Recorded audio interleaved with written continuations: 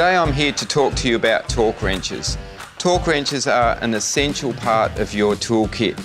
They're used to prevent you from under-tightening or over-tightening nuts and bolts.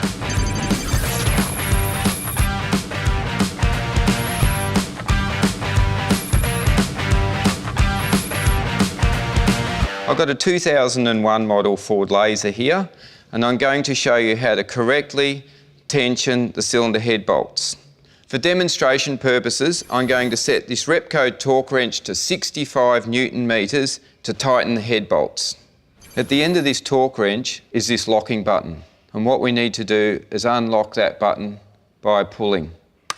The Repco torque wrench has two settings. It has a rough setting at the top, and then it has a fine setting at the bottom. Always start from 0 and rotate until you get the rough scale to 60. Once we get 60 in the rough, rotate 5 in the fine. Now I'm going to tension this head bolt. I'm going to put the wrench over the socket, and I'm going to put my hand right in the centre of the grip, and I'm going to pull the tension wrench smoothly until I hear a click.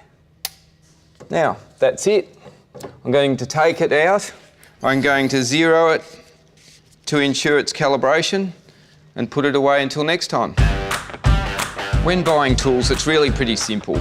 Buy the best ones you can and look after them. Quality torque wrenches like this one, they'll last you for years.